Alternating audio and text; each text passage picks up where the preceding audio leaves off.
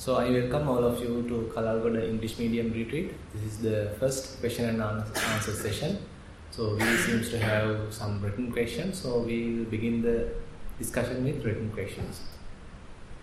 Bhante, we have 8 questions altogether, all on meditation. Yeah. This has 3 parts. Yeah.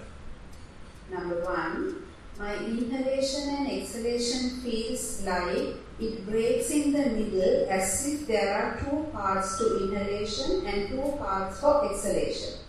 Why can I not seem to be able to draw in a nice long breath? This puzzles me greatly. Okay. Yeah, we'll answer one by one. So actually this is what we are expecting and now we are rejecting the result. So it is, you need to have fair amount of say mindfulness and very refined concentration to recognize say series of in-breaths or series of out-breaths. Now you are beginning to see that. So it's in a way it's a progress that it is actually not, even though we perceive at the beginning it as one single in-breath and one single out-breath, it is not the reality. As you are able to focus more closely and in a very refined manner to each and every in-breath and out-breath, and you might be able to recognize there it is not a single in-breath, it may be couple of in-breaths or series of in-breaths, series of little in-breaths. Together we consider or we perceive as a single in-breath. Similarly, there may be series of out-breaths and together we perceive as one out-breath. So it's in a way it's a progress and you need to continue so that even it might break into more in-breaths or more pieces, and that is how it will happen. Part 2. Breath felt cold. I cannot concentrate for more than 3 breaths. Part 3. I find it easy to concentrate on the rising and falling at the abdomen than my breath. No. Right now, object is becoming refined. So it is not a good way to change your object. Rather, keep continuing with your attention, keeping in the in-breath and out-breath. Now you are able to recognize more and more refined details. So it is the progress. Don't expect the breath to be continuously in a gross form.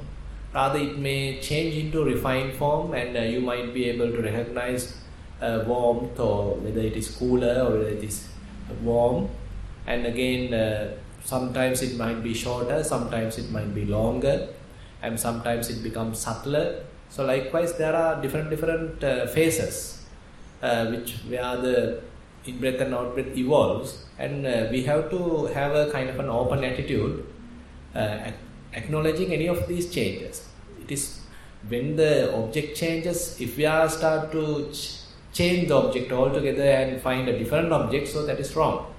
So even if you go to say rising and falling, some similar type of evolvement will happen there as well. Now then, are you going to switch back to in-breath and out-breath? So it is not the situation. So you have to continue with in-breath and out-breath, and it will change as it is as your mindfulness improves. And now you should be able to keep your attention with a very refined in-breath. And it is not again a single in-breath, it may be series of in-breath, and you have to see how this each in-breath begins. Say there are 5 in-breaths now instead of 1. 5 in-breaths altogether completes the single in-breath or the complete in-breath. But each and every this little in-breath, now you can see how it is starting and how it is giving the path or paving the way to the next one. Then the next one begins, and then the third one begins, then the fourth one begins, then the fifth one begins. Then ultimately there's a little pause, and then the out-breath begins. So likewise, the cycle will break into pieces, and that's a matter of further understanding. So slowly, actually what is happening is, typically we have the perception of compactness, what we call as Gana Sanya. But as our mindfulness improves, so we are able to break this Gana Sanya or this compactness. Now we have a series. It is not one single thing, rather it's a series. A little series of actions are there. Cumulatively we consider as a single in-breath or single out-breath, inhalation or exhalation. But it is not a single thing, rather it's a series of actions. So you got to continue. Venerable Bhante, sitting meditation, watching the breath, observations.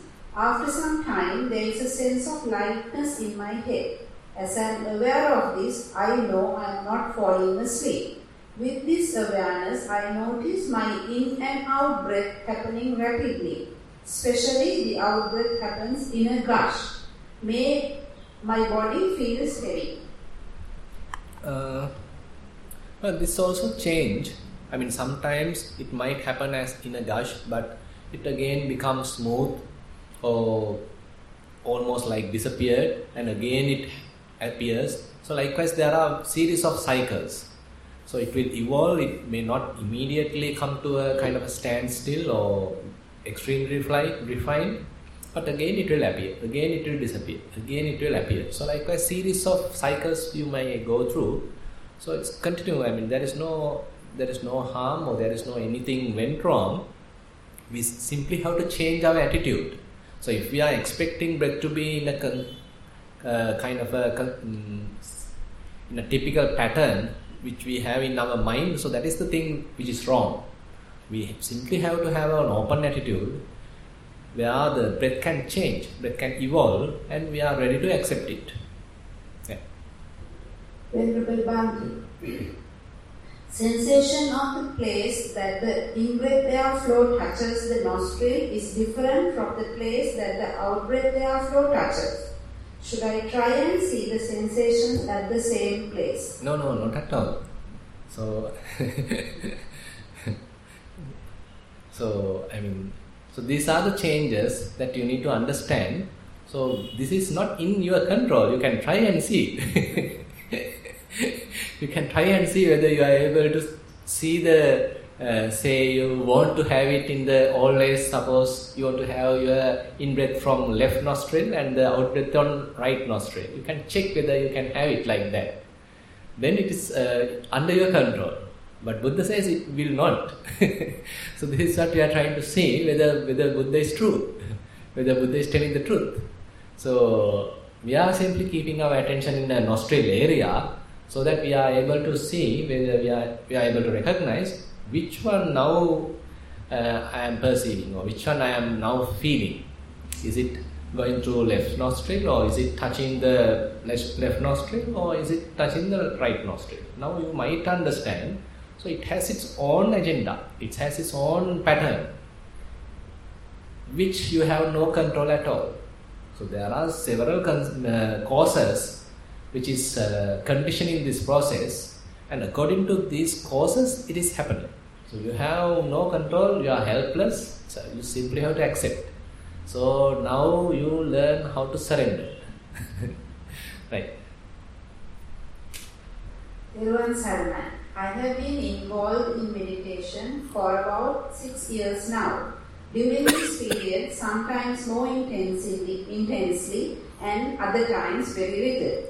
Walking meditation spends feeling more time with heel touching the ground, and in between mind wanders but comes back very quickly. At a stretch, keeping the mind with the primary object is very less. Sitting meditation, primary object is rising and falling, and sometimes entire body moving place to place. This changes many times in one sitting, finally ends up with nodding off. Then I get up. While progress on above is very slow, day-to-day focus has improved tremendously. Mindfulness at very high level, proliferation at fairly low levels. Anger and lust is controlled very frequently, understanding the true nature of things and my mind and thoughts, nothing to do with external objects. Hence, I prefer to do vipassana, I think. because of fast progress and less of sitting and walking because of slow progress. Less, what's the last statement? Less of? Hence I prefer to do Vipassana, I think, because of fast progress. Yeah. He thinks Vipassana No, what is fast. hence? There's a hence. Because of fast progress and less of sitting and walking because of slow progress. No, there could be a possibility that, say, you are now embracing the whole experience rather than considering, okay, sitting is my meditation or walking is my meditation. So that is how we define at the beginning. But later, as you move on to, say, Chittanupassana, so then from the very moment that you get up or wake up until you go to sleep, so the whole time becomes a kind of watching the mind. So then so there is no time that you are not meditating. So you are basically meditating throughout the time. All day you are meditating. All day you are watching the mind, how things are happening, how mind is reacting, are there any defilements arising. So likewise, so the whole meditation now merge with yourself. It's kind of a living meditation. Now, on such situation, I mean, you might feel that it is not really necessary to have a kind of a fixed schedule like you might had in long ago, where you want to sit in a particular time and walk in a particular time. Instead, now things are happening smoothly, and every time you are very mindful, and every time you are watching the mind, and therefore going for a very fixed schedule is not a must. So if you are feeling like this, it's all right. But are you feeling something different, or am I interpreting it wrongly? May I know who has written it? Yes. You are interpreting it rightly, Bhante. Yeah. What happened was earlier when I used to do a lot of meditation sittings or the walking was very good and very focused. Right. And now, since lately, day to day has been very good. So, and when I get up from meditation those days, then I go back to my old self. And now, my own self is better than the meditation. So this is where I'm like in a puzzle. Yeah. Should I continue on this or should I focus more on sitting and walking? Now, consider like this. Now, say when you are involved with various activities, say you are going to office and you have kind of a hard day, for example. On such situation, say if your mind is little disturbed and have now the proliferation is too much, on such situation it's better to go back again for a walking and a sitting, because you have lost the kind of a balance. But suppose you are able to maintain a fair amount of calmness, and you are able to watch the mind and nothing happen in a distracted manner, so then you can manage. So you can then, rather than going for a sitting, you can go for a walking, and while walking you can simply allow these certain thoughts to come up, kind of a residues which has happened during your activities, during your office time or something, and there may be certain residues coming to the mind, okay, disturbing, and something happened, some hints and all these things, and you simply acknowledge them and letting them go, and again come back. Now again you are cool, something like that. So this is much better than going for a very deep concentration and trying to hide from the world. So because it is not that we are trying to cut away from the world and be in a kind of a escapism. Rather, we are trying to see how when I am moving with the world, when I am being with others, how the mind is reacting. Is it getting to a kind of a resentment, or is it getting to any sort of a anger or some sort of a conceit or something like that? So that is much more fruitful in terms of Vipassana, because the aim of Vipassana is to recognize ourselves, to understand our true nature, to understand what are defilements causing some sort of an unhappiness, causing wrong understanding, causing ignorance. So this is how we are understanding our mind. So that requires fair amount of interaction with others. So such attitude and such movement is much fruitful. Yeah. Bhante, can I ask a question on that Yeah. explanation? Now in your day-to-day, if you realize that you can you don't get angry and you can take things easily and you can see the nature of things and all that, but still, if you can meditate 2 hours a day, you should. That's also not a harm. Okay. Only thing is we need to check. Now there are certain moments that now say you have enough time. So as a pattern that you are meditating, and you prefer sitting more than walking. I'm just giving an example. And during such sitting also, now mind is more concentrated. Mind is going to fairly higher concentrated state. So it can have a kind of a drawback. Because now you have now taken concentration to the front, not much the mindfulness and the wisdom. Concentration is now governing the whole process. Immediately you sit, mind becomes concentrated and you are cut off from the world and you are in a very deep concentration. So this concentration is very powerful.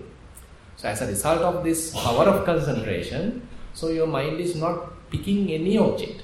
So now I am talking in the Vipassana point of view.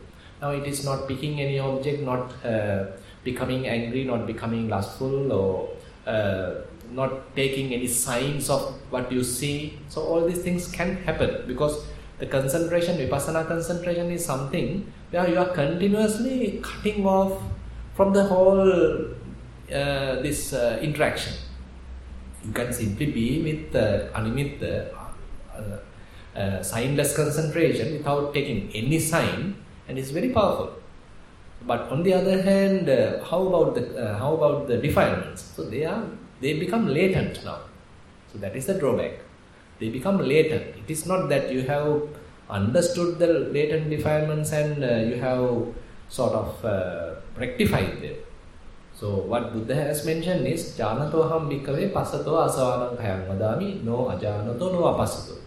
Monks, you need to see these fetters, you need to see these inner trends or patterns, and then only you can recognize them, understand them, and let them go. You have to take a kind of a corrective action to your own thinking patterns. But when these patterns are fairly conditioned by that concentration, you have no opportunity to look at them. So that is the disadvantage. So therefore, you need to find out where the balance. So suppose now you are going to the walking. During walking also, if the mind is calm and you are in a more relaxed attitude, and there, say for example, mind is again has some little movement. Again, mind picks this and that in a more controllable manner. You can also understand that, and you also can rectify that. Still, you can understand. Okay, my mind is still attaching to certain people or attaching to certain incidents or something like that. So based on what has happened, again I am making a self out of it. So likewise, you have some raw material for your Vipassana. So instead, even in the walking, your mind is utterly blank, nothing is there. So then it can be too much. Yeah. So there you better avoid too much sitting and rather check yourself. So if I avoid sitting, so how mind reacts? Is it too much thinking, too much proliferation? Then you again have to introduce a little bit of sitting. But if not, if the thinking and the defilements are under your control and you under the power of mindfulness, you can observe the patterns and all these things happening in the mind. So that is much better. Yeah, I mean we should not misunderstand thinking. I mean, having a very blissful, concentrated state is the aim of the meditation. So it may be a temporary aim. Then Buddha accepts that also. So if you want to see one sutta in Majjhima Nikaya, it is called Salleka Sutta. So Buddha clearly mentions there are related to the samatha concentration. Say there are 4 jhanas, the material jhana, and again there are 4 immaterial jhana.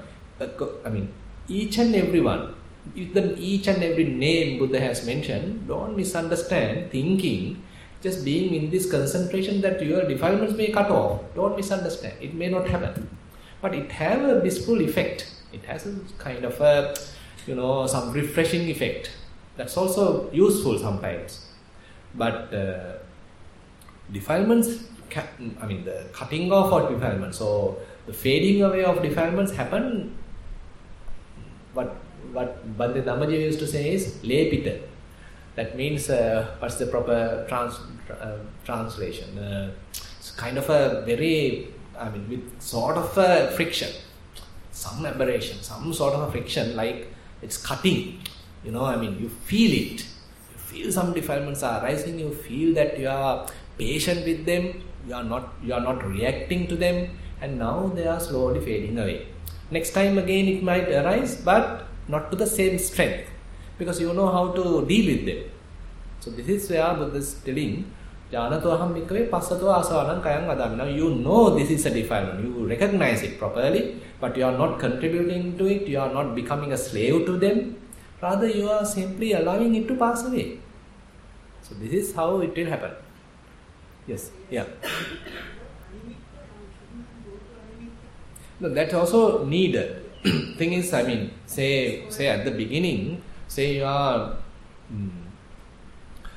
you need to develop concentration also. No? When you are getting to Vipassana path, you can't immediately go to what I have explained.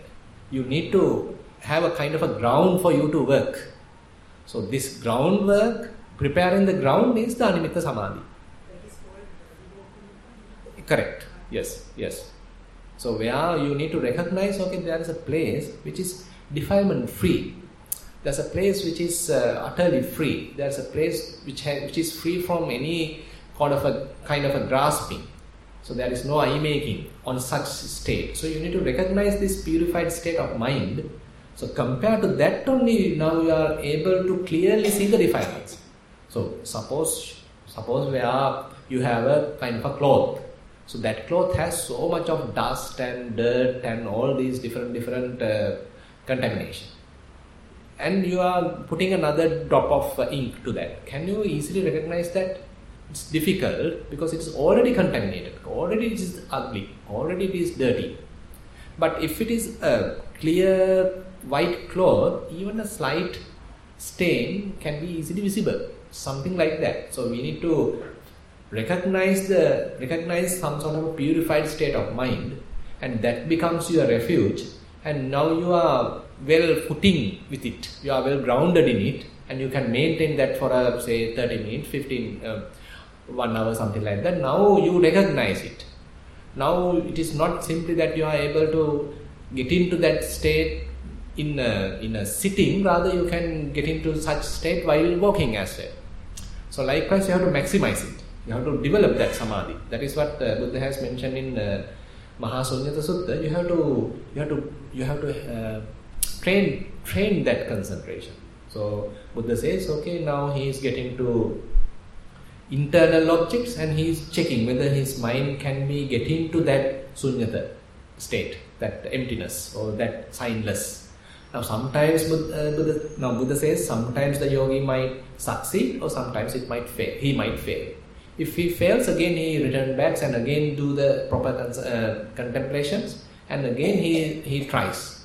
Again now as a result, now again it is get on to the emptiness or get on to the signless.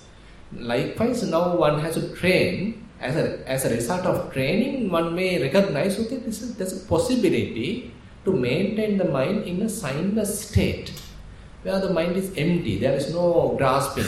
Mind is free from grasping. Mind is fairly spacious. So likewise, mind has to recognize this state. So during that time, we have to purposefully develop this. So if we immediately tell, no, you should give up this, you should not train concentration, that is wrong. But once you train, so once you are able to be in this concentration, now suppose you are daily there 2 hours, 3 hours, 4 hours in this concentration, then now it is too much. So that is where we need to balance. We need to find out the balance. Yes. Venerable Bhante, when I meditate, my head gets bent forward. This is because I think all my life I have been walking my head bent, not because I am sleeping. Should I be conscious of this and keep my head straight all times, get my head straight when I realize it, or let it be? it is not harmful, you can you can continue as the way you prefer, or as the way you used to. Because if you are trying to do all these corrective measures while meditating, so it might disturb the process. Now, say for example, you are walking in a particular pattern while doing walking meditation. So it will disturb the process. Typically, the advice is don't introduce any kind of artificial, deliberate, purposeful attitudes to the meditation. Rather, allow the body to walk as it likes, as it prefers, or as it used to. Then it becomes a very natural walking. Similarly, allow the body to breathe naturally. You are not introducing any kind of a pattern. You are not introducing any kind of artificial breathing. Rather, allow the body to breathe as it likes, as the way it's comfortable. And now you are watching it. So this is the balance.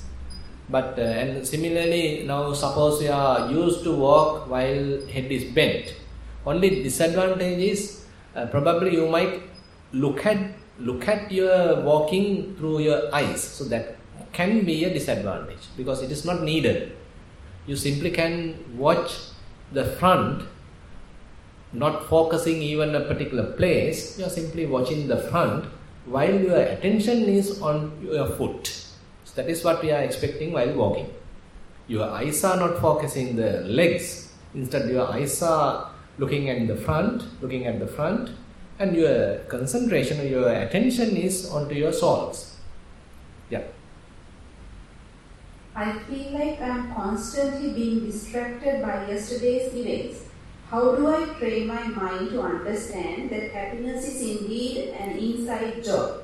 Any tips on how to not delegate your happiness to your near and dear ones?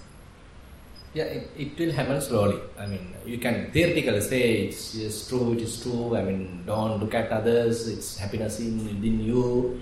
So likewise, you can try to convince, but for the mind to recognize it, for the mind to understand, okay, just being with yourself, that is more fruitful than searching happiness in outside. It's a kind of in a way, a kind of a maturity. In the beginning, we are always searching from outside. Okay, my husband giving me happiness, my wife may give happiness, my boyfriend might give me happiness. All nonsense are there. But later you'll understand, no, everyone might tell everything wrong, but I can be happy. So it will happen through practice. So slowly it will happen. You just need to continue your practice and then you will understand. So you can have your own happiness, kind of a serenity within yourself, and it's a matter of tuning into the proper attitude, or tuning into proper dose of different mental characteristics. Little dose of concentration, little amount of mindfulness, wisdom, and all together. Now we are coming to the kind of a matured happiness. Venerable Bhante, I have been meditating for quite a while. Had been into serious meditation for about 6 years. I mostly do sitting meditation, as walking meditation makes me sleepy after about 10 to 15 minutes of walking, and my mind runs too time to time when walking. Sitting meditation. When I sit, I feel so comfortable and have a feeling of relaxation. At once, I feel the breath in and out. After a while, my mind does not have any direct focusing. I feel the breath in the background. Thoughts come and go faintly, but I don't remember anything. I can go on sitting like this for nearly 2 hours until I get a pain in my leg. But for 1 to 1.5 hours, I can be without any feeling in my body. When not meditating, I feel some comfort too when I am conscious about my breathing. Sometimes when I sit for more than 1 hour, I feel vibrations here and there in my body. It goes away so quickly before I could even focus on them. Even when I am not meditating, I feel tiny vibrations in my body sometimes. I have a very relaxed feeling within me. Lately, I have been very antisocial, boycotting family gatherings and parties. If I talk I prefer the conversations to be on Dhamma only. Am I going on the right direction, Bhante? If so, do I just continue doing what I am doing now, or is there anything anything that I need to do? Please advise. Much merit to Bhante, and may Bhante achieve Nibbana in this life itself. And this is my only wish too for me. I too wish that. I feel a little too much attached to concentration. So this is where sometimes we get into, as I mentioned in the beginning, previously, now we might have an attitude where I can simply be away from others, don't disturb me, I like to be alone and I like to be blissful, so don't come and disturb me. So this is a kind of an attitude.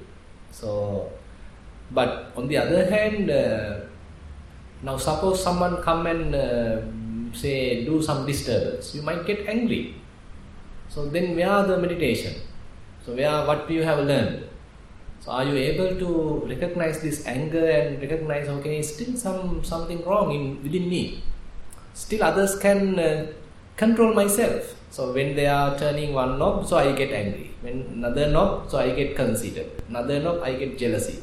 So everything is controlled by others. You are trying to be away, but on the other hand, others have the power to control you.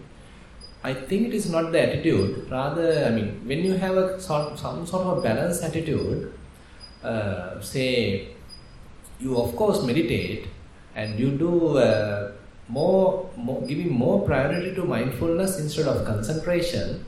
And here you have taken more walking, rather more sitting and less walking.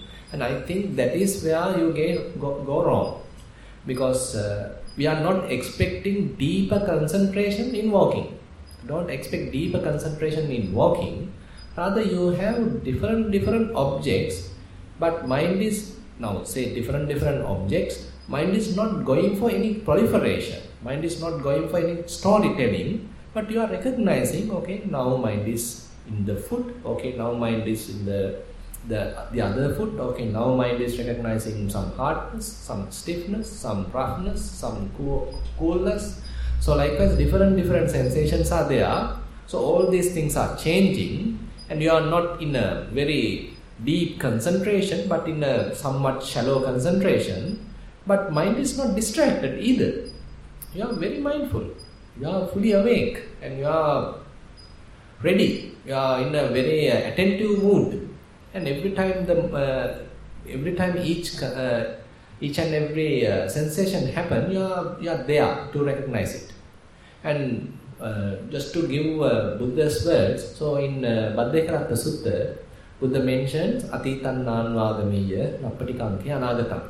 So don't follow the past, don't go for dreaming about the future, because the past has gone and future hasn't come yet.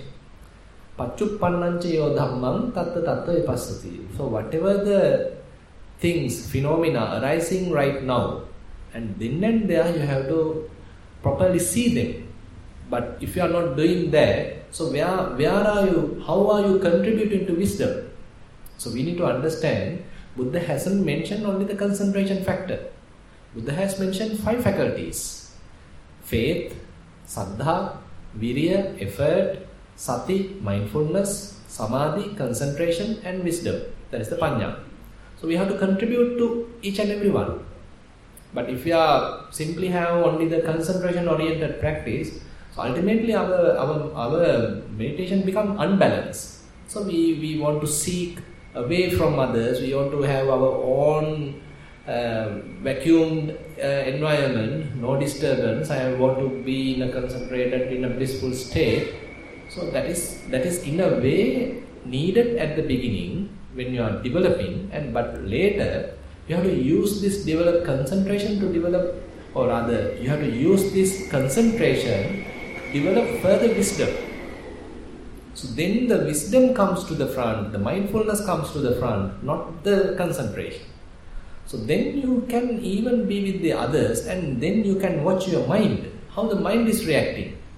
So when someone is blaming you, someone is hinting you, how mind is reacting? Is it again going and trying to hit the other person? Or are you able to recognize, okay, something wrong, say, again the resentment is arising in me. Say, for example, in Chittanupassana, Buddha says, Sado Sanchittang Pajanati. So, when are you going to recognize that? What that means is, so when anger arises in yourself, now you are recognizing it is not that the other person is making me angry, rather anger arises in the mind.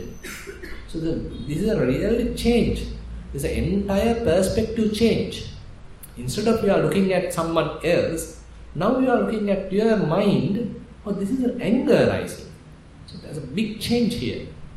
So without getting to this kind of an understanding, without coming to this kind of a perspective change, it's very difficult to move with to the future. So you can't expect the other people to be all simply allowing you to be alone and have your own kind of environment and all these things. Rather, how you are being with the others and not much disturbed.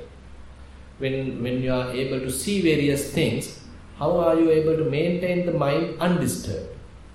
When certain sounds and noises are available, when are you going to maintain some serenity within yourself? So these are the kind of an attitude, these are the kind of an objective that we have to move forward. Yeah. Most Venerable Swami Mahansa, I wish to report to you about my today's meditation experiences. Kamatahan Anapanasatiya, walking meditation. I am starting walking meditation without focusing on anything. It's always very happy and relaxed walking. Few minutes later, I can walk by looking at my mind. Then I see how the thoughts are arising and passing away, but I am not worried at all. Now I can find very comfortable zone in walking meditation as well, where there is no thoughts, but only few minutes. Sitting meditation. I easily can be mindful of my posture. Then I start looking at my mind. There also I get thoughts, but I can just wait looking at those. After 10 minutes I can find my comfortable zone here as well. This is the way always happening. Question. Now when I am getting thoughts, my mind starting to chat, inner chatter, reminding all these are thoughts, not anything else. I have a comfortable zone and there I don't have trouble like that. And also I am finding how it came and because of what it came. Sometimes I could recognize as anger or happy thoughts, etc. Please advise me whether this is correct or not. Thero Sarana. Yeah, this is correct because now, you are in the phase of developing this concentration. You are recognizing, okay, there's a state of mind which is free from these thoughts, free from any kind of a grasping. And you are now, in a way, kind of appreciating that. You have some bias towards that, doesn't matter, because we need to find the ground now. So 10 minutes is not enough. Now we are able to achieve only 10 minutes. Now continue that and develop it to say 30 minutes, 45 minutes. Likewise, then you are well grounded, well footed there. So now it's a matter of developing it further. So having on this state, having a kind of an inclination towards that state is natural. So nothing wrong and you can continue. Yeah. So that's all. So those are the written questions. So if anyone has any other question? Yeah.